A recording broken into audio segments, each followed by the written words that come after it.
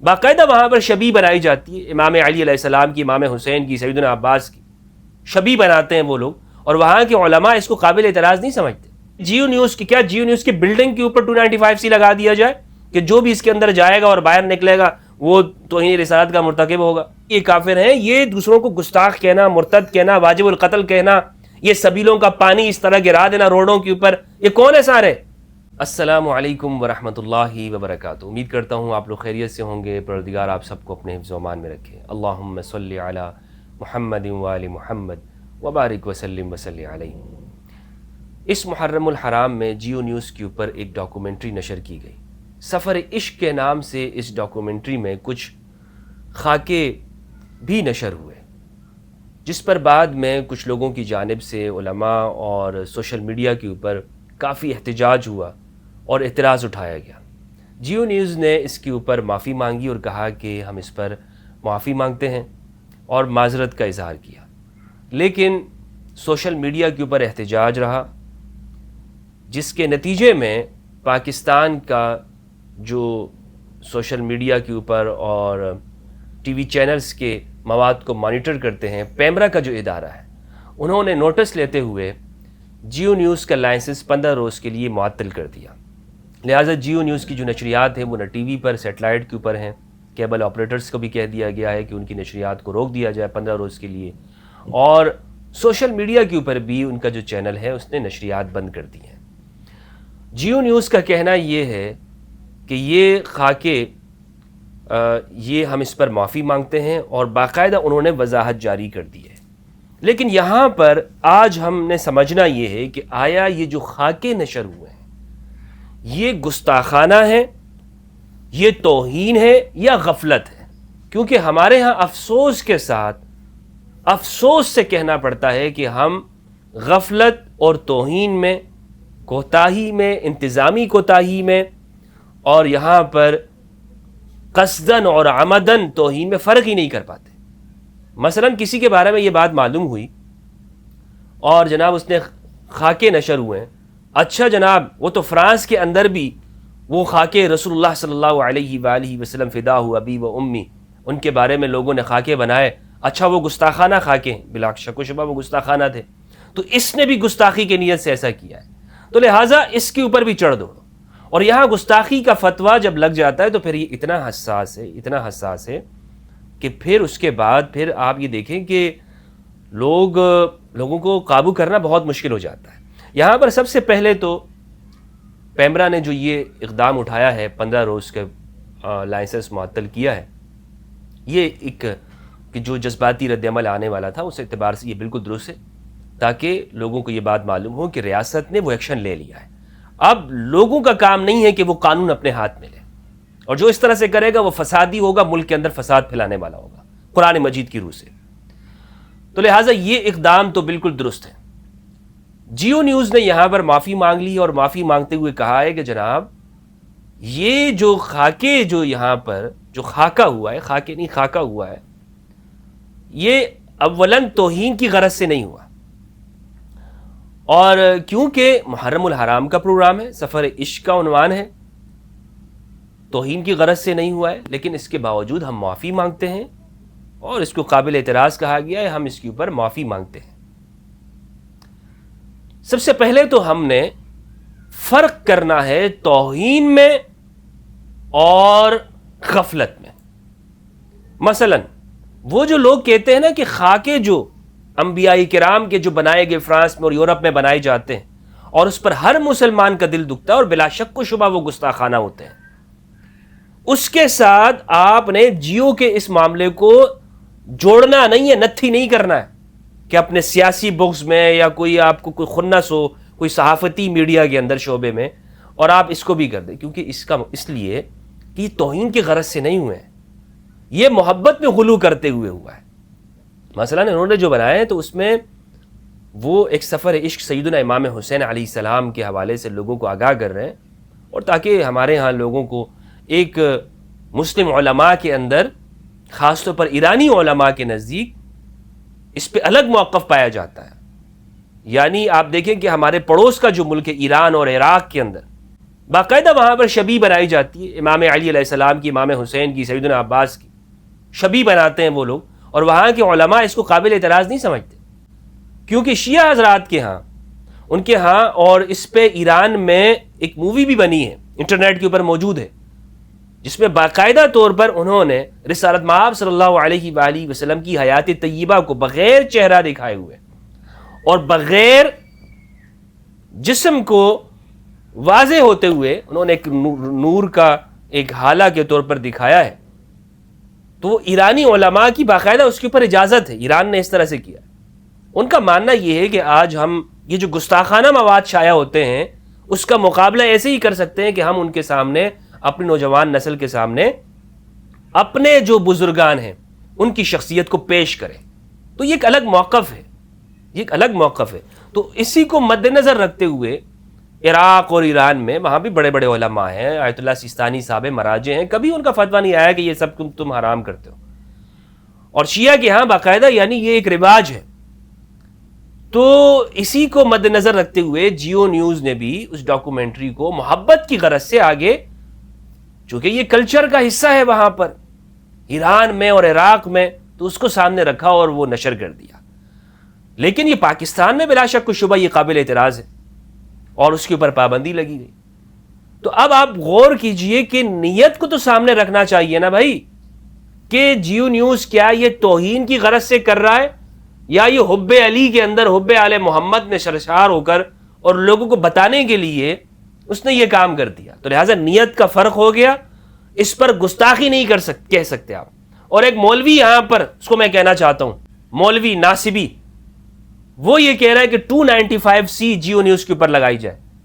یعنی اس شخص کے اوپر خود سیدہ زہراء البتول علیہ السلام کی شان اقدس میں وہ گستاخی کر چکا ہے، اور پارلیمنٹ کے اندر، پاکستانی پارلیمنٹ کے اندر یہ مسئلہ اٹھایا جا چکا ہے کہ اس شخص نے بنت الرسول، بضعۃ الرسول کی توہین کی ہے. وہ اب الزام لگا رہا ہے گلا پھاڑ پھاڑ کے اور کہہ رہا ہے جیو نیوز پر 295C لگائی جائے. انا للہ و انا الیہ راجعون. اس مولوی کو یہ بھی نہیں پتا کہ اجتماع کے اوپر کبھی بھی قانون اس طرح سے، حدود کا قانون شریعت کے اندر وہ لاگو نہیں ہوتا.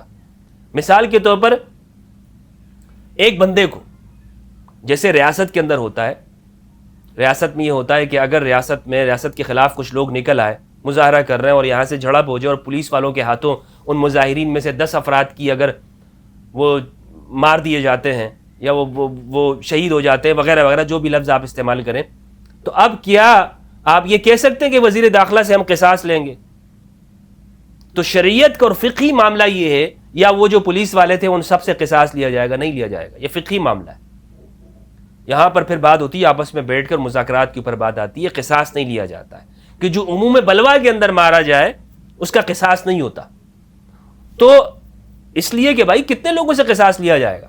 تو اسی طرح امام علی علیہ السلام نے بھی قصاص نہیں لیا، کہ جب سارے لوگ کھڑے ہو کر انہوں نے کہا کہ ہم سب نے قاتلین عثمان ہیں، تو امام علی نے پھر قصاص نہیں لیا. اسی سے فقہاء نے مسئلہ اخذ کیا ہے. اب یہ جیو نیوز کی، کیا جیو نیوز کی بلڈنگ کے اوپر 295C لگا دیا جائے کہ جو بھی اس کے اندر جائے گا اور باہر نکلے گا وہ توہین رسالت کا مرتکب ہوگا؟ کس بندے کے اوپر جیو نیوز کے اوپر آپ توہین رسالت کا مطالبہ کر رہے ہیں 295C کا؟ کس پر لگائی جائے؟ مالک کے اوپر، یا جو وہاں پر اس مواد کو چیک کرتا ہے، سینسر کرتا ہے، اور وہاں پہ وہ بیٹھے ہوئے کمیٹی ان کی بنی ہوتی ہے، اس میں تو مولوی صاحبان بھی ہیں. جیو نیوز کی بلڈنگ کے اندر واعظ نصیحت کرنے والے بڑے بڑے عاشقان رسول بھی ہیں، وہاں بیٹھ کر باقاعدہ معاہدے کر کے کہ جناب آپ، ہم اتنے پروگرام کی اتنے پیسے لیں گے جیو نیوز سے. تو سب کے اوپر توہین رسالت کا الزام لگنا چاہیے اور سب کے اوپر 295C لگنی چاہیے. اس مولوی کو اصل میں کوئی چینل کے اوپر بلاتا نہیں ہے، تو یہ اپنی خنس نکال رہا ہے. اور طاہر القادری صاحب سے بہت بڑی خنس اس مولوی کو یہ رہی ہے، اور وہ طاہر القادری بننے کی ایکٹنگ، جھوٹی ایکٹنگ کرتا رہتا ہے یہ مولوی صاحب. تو یہ نفرت پھیلانے والے جناب گستاخی کر دی ہے. خدا کے بندو، ان کی وضاحت سے سنو، وہ وضاحت کیا کر رہے ہیں. اب یہ میں نے بہت سارے صحافی حضرات سے بھی سوشل میڈیا پہ بات کی کہ آپ یہ نہ کہیے کہ انہوں نے گستاخی کی ہے، کہیے کہ غفلت کا نتیجہ ہے. غفلت کی سزا دیجئے، معطل کر دیجئے. جو وہاں پر ان کے جس نے یہ ڈاکومنٹری بنائی ہے نوکری سے نکال دیجئے، 2-3 ماہ کی تنخواہ روک دیجئے، اس طرح کی سزا. لیکن اس کو آپ یہ کہنا کہ جناب اس نے توہین رسالت کی ہے لہٰذا 295C ان کے اوپر لگنا چاہیے، انتہا درجے کی شرعی قوانین کا غلط جگہ پر استعمال کرنا ہے اور اپنی ذاتی خنس نکالنے کے لیے کسی کو چینل کو جو ہے وہ سزا دینا مقصود ہے. تو میں نے وہ صحافی حضرات سے بھی سوشل میڈیا پہ بات کی کہ آپ اس کو غفلت کا نتیجہ قرار دیں. بلا شک و شبہ یہ غفلت کا نتیجہ، اور اس کا مطلب جو ہے وہ یہ نہیں ہے کہ انہوں نے جان بوجھ کر گستاخی رسول کر دی. رسول اللہ صلی اللہ علیہ وآلہ وسلم کی شان اقدس میں گستاخی کر رہے ہیں. انا للہ و انا الیہ راجعون. کیا یہ تصور کیا جا سکتا ہے کہ جیو نیوز کے جو لوگ ہیں جو وہاں کام کرتے ہیں وہ گستاخیانہ رسول ہیں؟ اور یہ آپ کتنا بڑا الزام لگا دیں گے اگر یہ بات ایسی ہو جائے گی. تو جیو نیوز کی بلڈنگز ہیں، جیو نیوز کی یہاں پہ لوگ کام کرتے ہیں، ان کے ادارے ہیں، ان سب کی جان آپ نے خطرے میں ڈال دی. اور پھر یہ صحافی حضرات سے میں کہنا چاہوں گا کہ ذاتی خنث مت نکالو، کل کو یہ تمہارے ساتھ بھی ہو سکتا ہے. اور یہ صحافی اور جتنے بھی حضرات ہیں جو یہ کہہ رہے ہیں کہ انہوں نے گستاخی کی ہے، میں ان سے کہنا چاہتا ہوں تم 1 مہینے تک کسی بھی سیرت النبی کی کتاب اٹھا کر 1 گھنٹے کا لیکچر ریکارڈ کرو، تمہارے اوپر بھی ممکن ہے کہ گستاخی کا فتویٰ لگے. کوئی بھی محفوظ نہیں ہوگا. آپ بھی مذہبی معاملات پہ گفتگو کیجئے، گفتگو کرنا شروع کریں تو کوئی بھی خنث نکال سکتا ہے. یہاں پہ تو معاملہ یہ بھی ہو سکتا ہے آپ کسی داڑھی والے کے چہرے کے اوپر تھپڑ لگا دیں، گال پہ تھپڑ رسید کر دیں. تو میں سوال پوچھنا چاہتا ہوں آپ سے، اس نے تھپڑ گال پہ رسید کیا ہے یا سنت رسول کی توہین کی ہے؟ اگر کوئی شخص ہو وہ یہ کہے کہ بھائی اس نے داڑھی کی توہین کی ہے، داڑھی کو کیسے مارا؟ یا ہمارے یہ ہوتا ہے یہ واقعہ، خاص طور پر ہمارے ہاں جو پشتون ایریاز ہیں اس میں ہوتا ہے کہ اس نے میری داڑھی کو کیسے ہاتھ لگا دی، اس نے سنت کی توہین کر دی ہے. یہ معاملہ ہوتا ہے. یا تو بھائی مذہب کے نام کے اوپر پھر کسی کو بھی اشتعال دلانا بہت آسان ہے. تو لہٰذا ہوش کے ناخن لیجئے. اور وطن عزیز پاکستان کے اندر ہم نے بہت دیکھ لیا، سلمان تاثیر، مشال خان، یہاں پر پھر آگے چلتے جائیں وہ سیالکوٹ فیکٹری مینیجر، اور پھر وہ بینک کا جو ملازم ہے وہاں پر، اس کے ساتھ جو کچھ ہوا. اور پھر سوات کے اندر، پھر وہاں کوئٹہ کے اندر پولیس والے نے اندر جو ہے وہ اس کو مار دی. اسی طرح سندھ کے اندر ہوا. یہ سب کچھ یہاں پر ہوا ہے گستاخی کا صرف الزام لگنے کے اوپر. پھر کوئی محفوظ نہیں ہوتا. اور صحافی صاحبان، میں آپ سے کہہ رہا ہوں کہ آپ اگر 1 مہینے تک بھی کسی بھی سیرت النبی پر درس دیں گے، کوئی بھی آپ کی باتوں میں سے کوئی جملہ نکال دے گا، کہے گا کہ جناب اس نے گستاخی کر دی ہے. میں آپ کو چیلنج کے ساتھ کہہ رہا ہوں آپ لوگوں کو، آپ 1 مہینے تک درس دیں. بہانہ بہانے والے کہیں سے بھی نکال لیتے ہیں. اس لیے اس میں بہت احتیاط کرنی ہوتی ہے. میں مانتا ہوں اس بات کو کہ اگر غلطی ہوئی ہے تو غلطی کرنے والی کی نیت کو دیکھیں. ہمارے ہاں تو بس توہین کا الزام لگا دیا. یہ مولوی صاحب، میں آپ کو ایک کلپ سنواؤں کہ یہ جو مولوی صاحب کہہ رہے ہیں توہین ہے. مفتی طارق مسعود کا معاملہ قوم بھول گئی ہے. قرآن مجید کے بارے میں یہ کہنا، اس طرح کے جملے ادا کرنا، استغفر اللہ العظیم، اور رسالت مآب صلی اللہ علیہ وآلہ وسلم کے لیے کہنا کہ میں کس طرح سے وہ جملہ ادا کروں. کس درجے کا خطرناک جملہ انہوں نے کہا تھا مفتی طارق مسعود صاحب نے. سارے مولوی نہیں کہتے بھائی نیت کو دیکھنا چاہیے. جیو کے معاملے میں یا دوسرے کے معاملے میں کہ جو مولوی نہیں ہے، اس معاملے میں آپ کو نیت کا کیوں آپ نہیں دیکھتے ہو؟ وہاں کیوں نیت پھر نہیں دیکھی جاتی؟ وہاں پر کیوں یہ ہوتا ہے اس پہ 295C لگاؤ، اس پہ فلاں لگاؤ، اس پہ فلاں پرچہ لگاؤ؟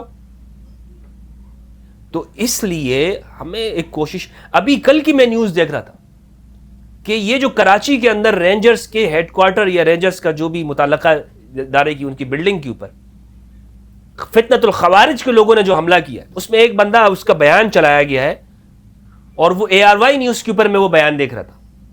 اس میں وہ بندہ یہ کہہ رہا ہے کہ ہمیں معلوم نہیں تھا کہ فوج کون ہے اور رینجرز کون ہے. ہمیں یہ بتایا گیا تھا کہ یہ کافر ہیں. غور کیجئے، وہ بندہ یہ کہہ رہا ہے کہ ہمیں افغانستان کے اندر یہ بتایا گیا کہ یہ لوگ کافر ہیں، لہذا مرتد ہے، واجب القتل ہے. پاکستانیوں کے بارے میں، یہاں کے ادارے کے بارے میں، یہاں جو انتظامیہ ہے، فوج اور ادارے، سب کے بارے میں یہ خوارج یہ کہتے ہیں کہ یہ کافر ہے.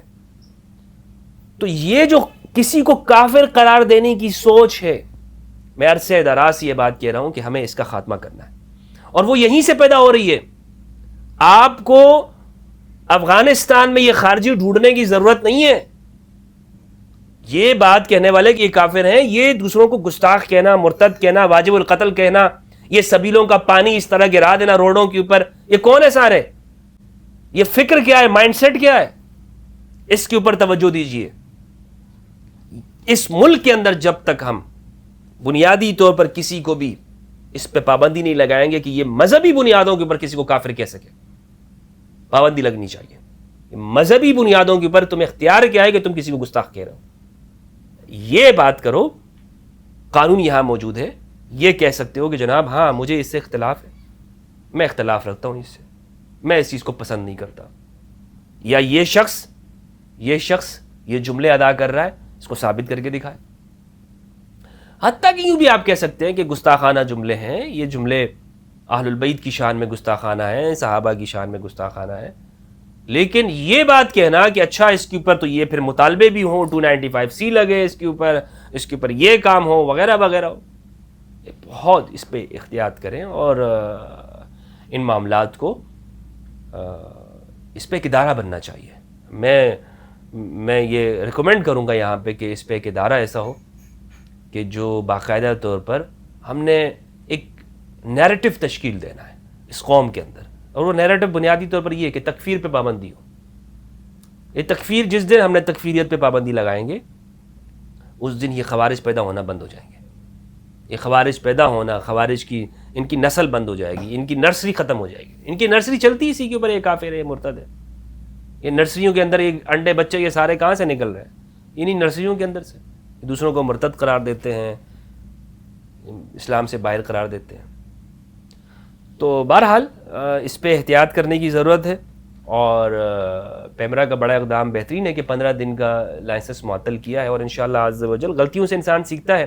جیو نیوز اس کے بعد میں امید کرتا ہوں کہ جیو نیوز بھی اپنے مذہبی معاملات کے اندر معتبر علماء کو رکھے, معتبر علماء کو کہ جن کی نظر ہوتی ہے اس حوالے سے, اور جو اس چیز کو دیکھتے ہیں اور جو سمجھتے ہیں, اور صرف ابن الوقت قسم کے مولویوں کو ہی آپ جو ہے وہ ان سے مشورے نہ لیا کریں. السلام علیکم ورحمۃ اللہ وبرکاتہ.